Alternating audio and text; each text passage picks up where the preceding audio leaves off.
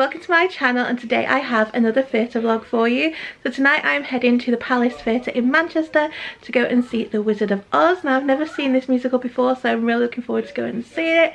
I'm sat in the circle for this one, I think the back of the circle. I paid I think £26 for the ticket. That was the cheapest I could get. So yeah, really looking forward to the show. Obviously I'll show you around the theatre, show you any merch they've got, and then I'll do a little review of it when I get home. So I hope you enjoy this little vlog. So I've just arrived at the tram station and didn't need to buy a tram ticket today because I booked one this morning when the alarm went out. So just have to wait for the tram. I think it's 3 minutes and I think it's about 6:30. I should check. 20 past 6. Show doesn't start till 7:30, so I've got plenty of time.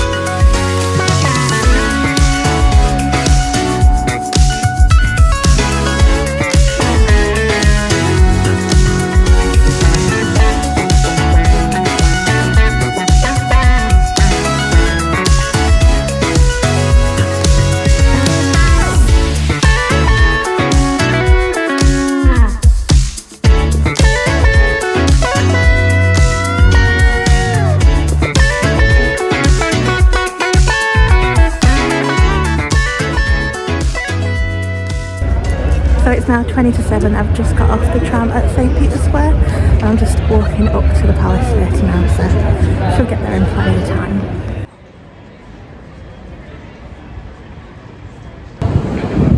Okay, so I've just arrived at the theatre. I think I'm going to cross over the first and take some pictures before I head in. It's not quite 7 o'clock yet, so I've got plenty of time. Yeah, so come around this way, guys.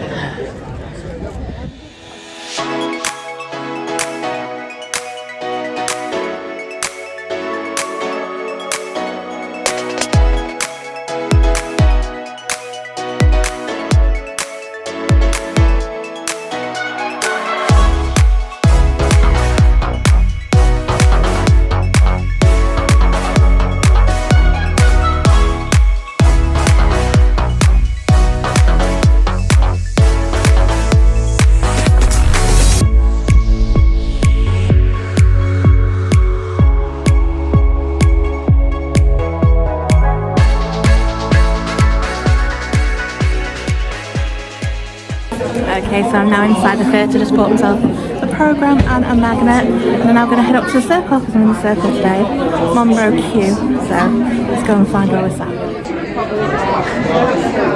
So I think I'm row seat Q16. I think it's like the back row of the circle and an aisle seat, so we'll find out when it opens. I don't think the auditorium is open yet. We'll go and have a look up here. The auditorium is open, so I'm this side. I'm on number 16 row Q, so let's go find the seat.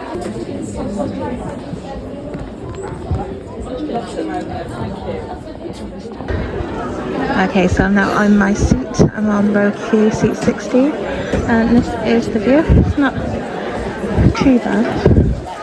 Got a little bit of overhang from the grand table. I don't think there'll be anything that high up, so it looks like quite a good view.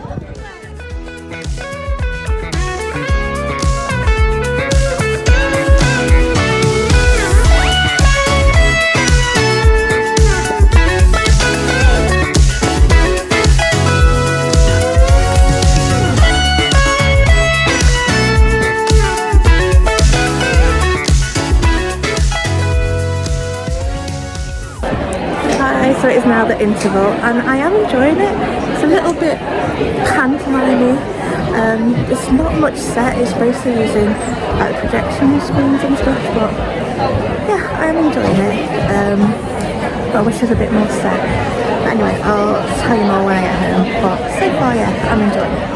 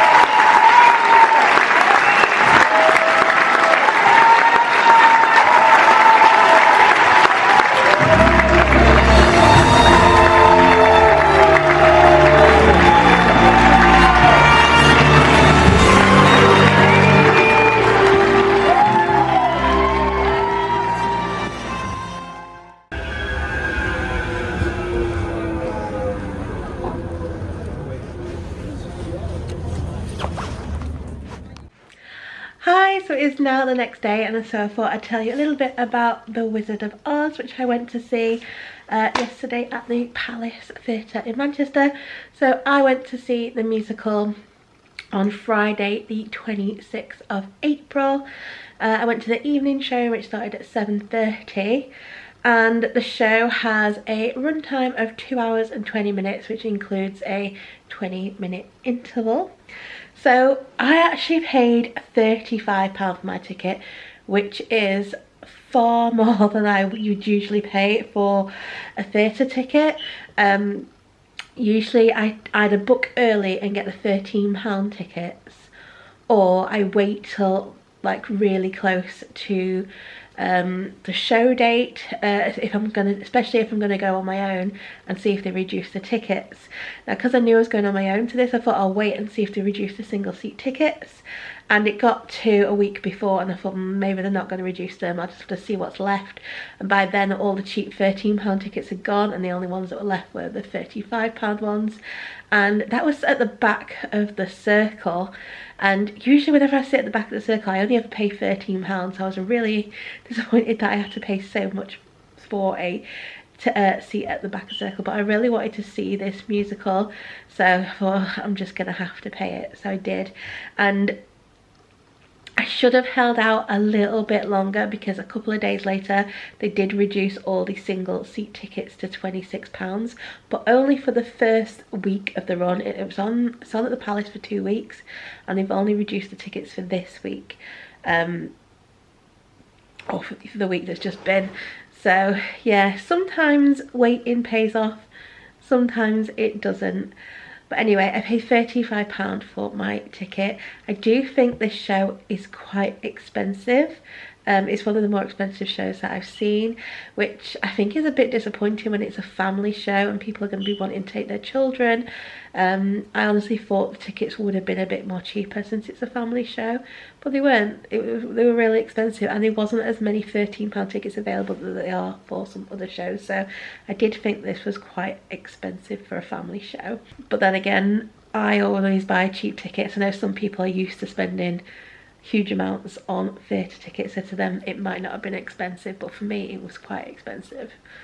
So as I said, I was sat in the circle for this show. I was near the back of the circle. It wasn't the very back row, I think it was the second row from the back, so I was on row Q, seat 16.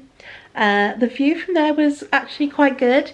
You did get the overhang from the gallery, but it didn't really block anything. There wasn't anything really high up in this production, so the view was actually quite good. The leg room was very limited though, not as limited as some seats that I've sat in the Palace, but there wasn't a lot of leg room, so if you have got long legs it might have been a bit uncomfortable, but it wasn't too bad for me because I got short legs. But yeah, the leg room was limited in those seats, and it does say that on the ticket. So this production did have quite a lot of merch. It had several t-shirts. I think there was 4 different t-shirts. They had a sweatshirt. Don't think they had a hoodie. I think it was just a sweatshirt. They had a tote bag. They had key ring. They had a pin set. They had socks. They had green glasses. They had like an ornament. And then they also had a magnet, which I purchased, and that magnet was £5. So this is the magnet, and that was £5. So like I said, they also had a brochure, which I think was £8, £8 or £10. And then they also had programmes, and these are £5.50. And I have to say, the Palace Theatre and Opera House at the minute are really hit and miss on their programmes. Sometimes they're really good, sometimes they're terrible, and this is one of the really bad ones. As you can see, it's all creased because this is just paper thin. The front cover is like paper thin. It's really poor quality. I mean, some of them have thicker covers, but this one, it is literally just like paper. Definitely not worth the £5.50. Like the Lowry have, theirs are a bit more expensive. They're 50p more, £6, but they're really thick and really good quality. They don't get messed up. So I literally had this for 5 minutes and it got creased like this. So yeah, not great programs. I think the last program that I got for went to see was Sister Act, and literally that program got ruined literally as soon as I got hold of it. It was really poor quality, and I actually took it back and they gave me another one because it was just a mess, because it's just so thin. So I think they really need to sort out the quality of the programs, because I'm not happy paying £5.50 for one that's like this when some shows are much better and the same price. So yeah, I wasn't too happy with the quality of this for £5.50. So anyway, that's the programme. So if you don't know anything about this production of The Wizard of Oz, it is based on the 1939 film of the same name that starred Julie Garland, obviously made famous from that. And that in turn was based on the novel by L. Frank Baum, I think that's how I pronounce his name, and the novel was called The Wonderful Wizard of Oz. So the movie was based on the book, and this musical is based on the movie, which was based on the book. So this particular production of The Wizard of Oz, because there have been other musical productions of The Wizard of Oz, but this is a recently new version of it. This is how the book adapted by Andrew Lloyd Webber and Jeremy Sands, and it uses the music from the film, which was done by Harold Arlen and E.Y. Harburg.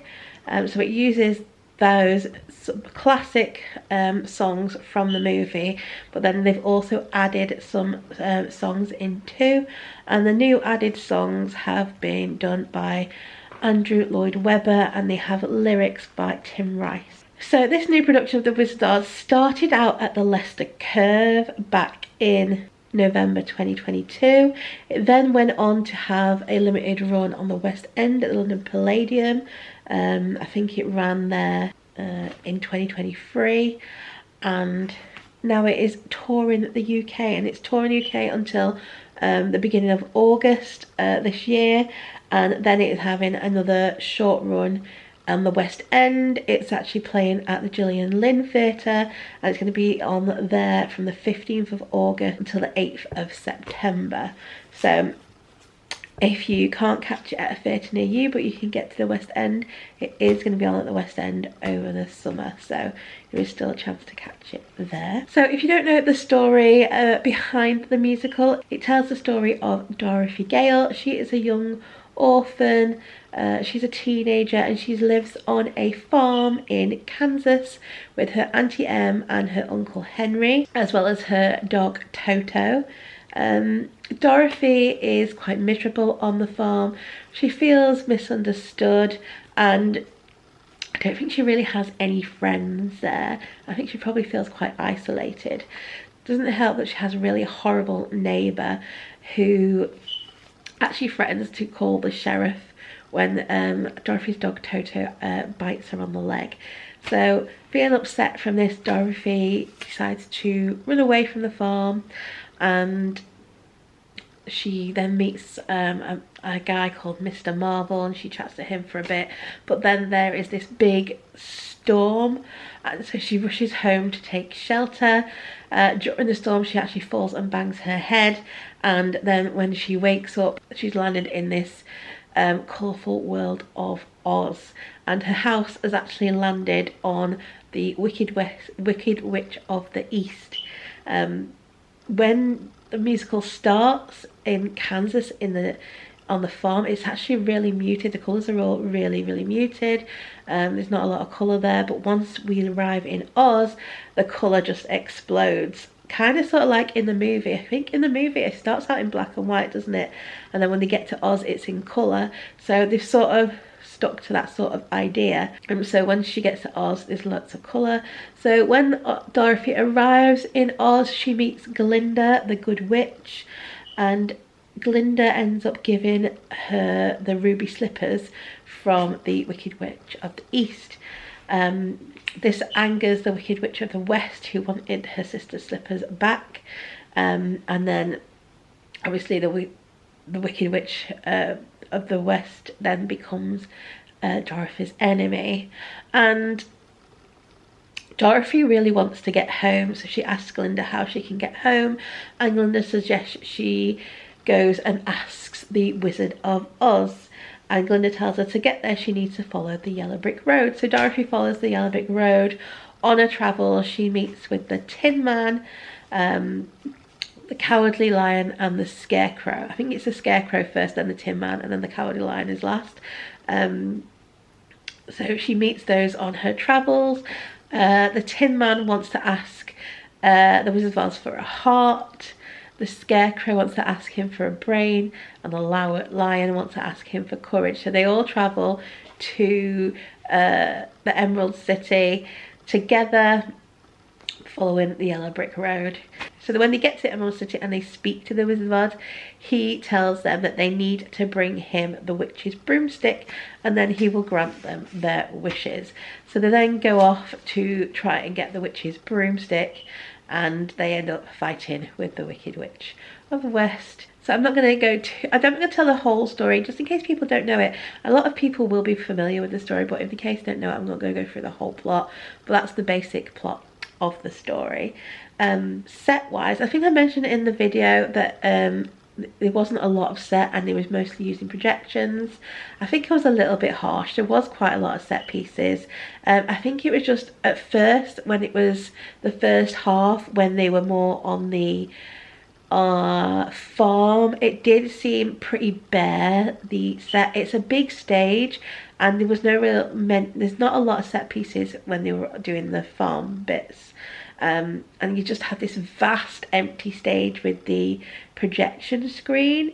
However, in the second act, when they are in Oz, there's a lot more set pieces. It looked a lot fuller, the stage, and a lot more colourful and bright, and it actually did work really well.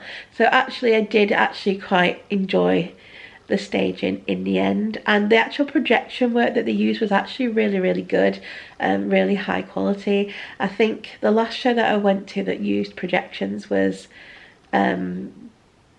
as much as this was Shrek, and I remember their projections was really weak. I went also to Charlie and the Chocolate Factory. Both of those, their projections were quite weak, and whenever the screen moved, it just all went blurry and out of focus. None of that trouble with this. These were all perfectly in focus, really well done. I was actually quite impressed with all the projection work that they used, and all the set pieces that they used as well were also really good. Costume wise, the costuming was absolutely wonderful, full of colour, really interesting to look at, and I really enjoyed it. I thought the costumes were great. Cast wise, the cast was excellent. Aviva Tully as Dorothy was just fantastic. I loved her take on the character. I thought she played her really well, and her voice is just amazing. Her version of Somewhere Over the Rainbow is absolutely fantastic. It's probably my favourite version of that song. I think she's got an absolutely amazing voice. We then had Jason Manford playing the Cowardly Lion, and I thought he was really good. He was really funny. I thought he did a really good job with the role. I thought he was good. And then we had Ashton Marigold as the Tin Man. Again, I thought he was really good. And then playing the Scarecrow, we had Benjamin Yates, and again I thought he was really funny and really good, and the three of them worked really well together. They all had really good chemistry, or should I say the four of them along with Dorothy, and I thought that little team worked really well together, and yeah, they all had great chemistry on stage together. So I really enjoyed all their interactions. We then obviously had the Vivian playing the Wicked Witch. She was excellent. I thought she was really good. Very wicked, and I thought she was great. I think I did say that the show did come across a little bit pantomime-y at first, but I think that was more to do with the audience. They were all booing, and sort of like you do in a pantomime. And the Vivian did play the Wicked Witch really dramatically, and really like a bit like a pantomime villain. But I suppose that is sort of the role, and I think that is how the role is played in the movie, so I did think she did a good job. So now's probably a good part actually to go through the programme. I can show you the rest of the cast and we'll have a quick look at the cast biographies. Okay, so this is the programme. It says the Palace Theatre here, and as you see, it's very, very creased because it's just so thin. It's just like paper. So on the inside, we have some information about shows that are coming to the Palace and Opera House. We have some information on the Palace Theatre itself. We have 2 pages of. We then have some adverts for some upcoming shows. So we have Bonnie and Clyde in May. We have Aladdin in May, from May to July. The Mind Mangler. There's a few shows coming up. Then have an advert for the ice cream that they have available at the theatre, and then we get on to the Wizard of Oz. So there's no articles or anything in this programme. It is literally just the cast biographies. That is it. So there's not a lot in this programme. I would say it's a bit disappointing for the price. There's not a lot in it and it's really poor quality. So if you're not bothered about the cast biographies, I would say probably don't bother with it, because yeah, it is very, very poor quality. So obviously, like I said, playing the Cowardly Lion, we had Jason Manford. He also plays Zeke, one of the farmhands that works on Dorothy's aunt's and uncle's farm. So Jason has been in a few musicals. He has starred in Sweeney Todd, The Producers, Chitty Bang Bang, Guys and Dolls, and he also played the Cowardly Lion in The Wizard of Oz when it was on in the West End. I've actually seen him in The Producers and he was really good in that as well. I've also seen him in a few pantomimes as well. We then had Ashton Marigold as the Tin Man, and Hickory, who is one of the other farmhands on the farm.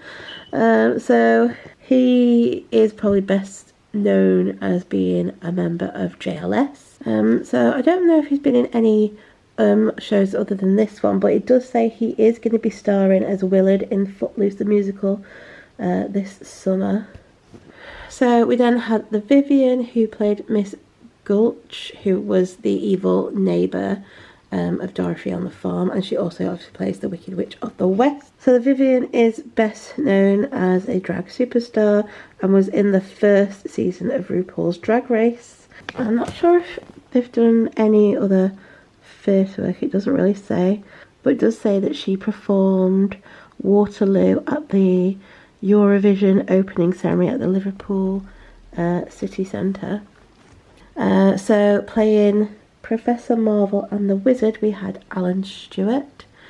So he has played the lead in the original musical of Jolson's life at the London's Victoria Palace and in the Royal Alexandra Theatre in Toronto. He's toured in the hit play Stones in His Pocket, and he's also played Roger de Bris in the Mel Brooks musical The Producers. So that's just some of the things he has done. So we then have Aviva Tully, who plays Dorothy. Like I said, she was absolutely fantastic.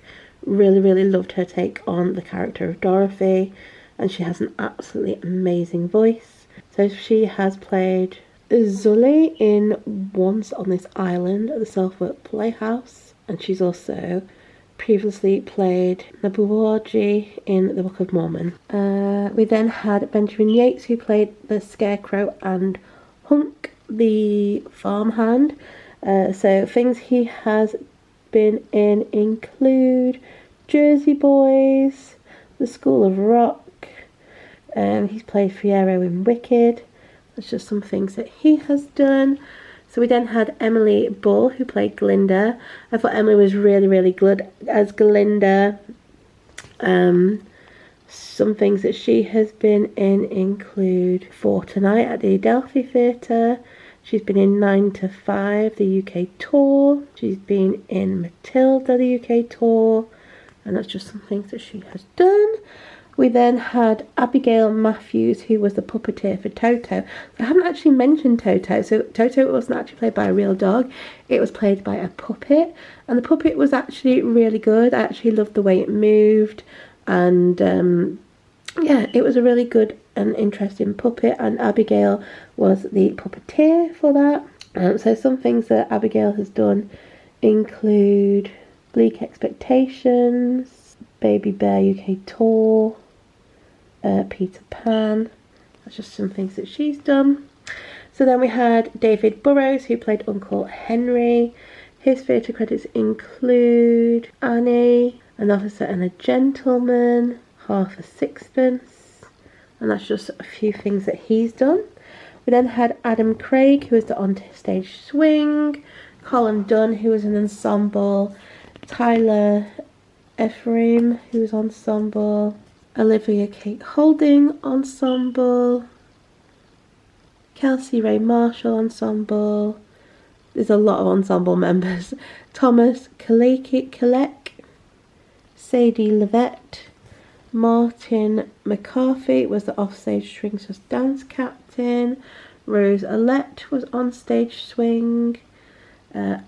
Alexandra Reagan offstage swing. Nathan Rutledge was ensemble.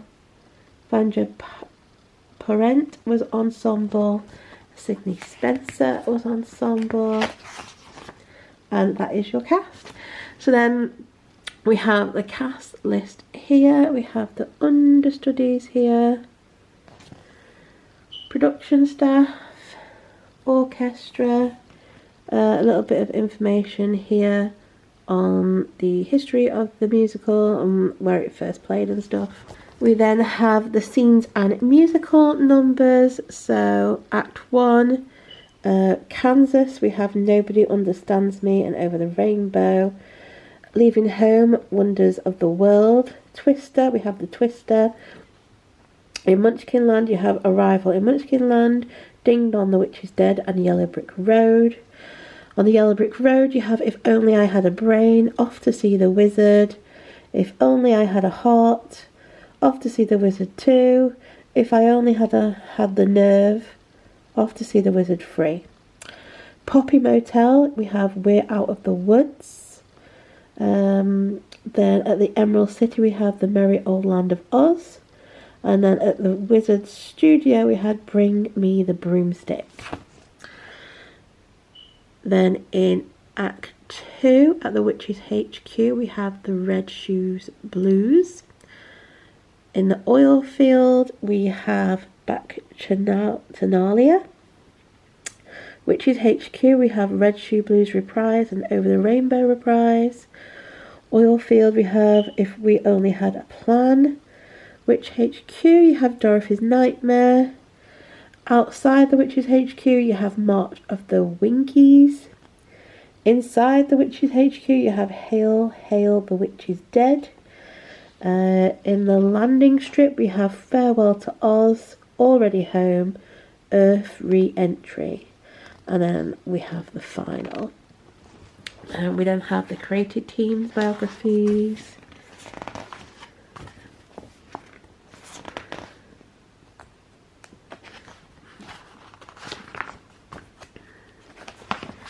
And that is basically it in this program. Like I said, there's not a lot really in here. This is the production credits.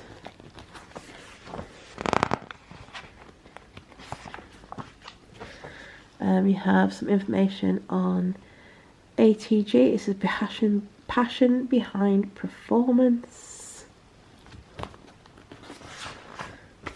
You've got information on booking and venue information, and then you have an advert for Little Moons, which they sell. So that is the programme. So The Wizard of Oz, I did really enjoy the show. I thought it was really good. I really got into it in the second half. It's definitely a great family musical. There's a lot of children there who seem to be really enjoying it. I think for me, I'm stuck between a 4-star and a 3-star. So I think I'm going to have to give it 3.5. I don't think it was quite a 4-star. yeah, I just don't think it was quite a 4-star, so I'm going to give it 3.5. I did enjoy it, I do recommend it. I do think children will enjoy this show. I did actually hear a few people on the way out saying they enjoyed this more than Wicked, which just goes to show different people enjoy different types of theatre, because I did no way enjoy this as much as I enjoy Wicked. I mean, it was good, but I wouldn't say it was anywhere near the standard of Wicked, but obviously different people have different opinions. So yeah, for me, I'm going to say 3.5 stars. So yeah, I hope you've enjoyed this little vlog and review of The Wizard of Oz. It is on at the Palace Theatre in Manchester until Sunday the 5th of May. So you may still have a chance to go and see it once this goes up. They might still be on. So I will link down below where you can get tickets for Manchester shows.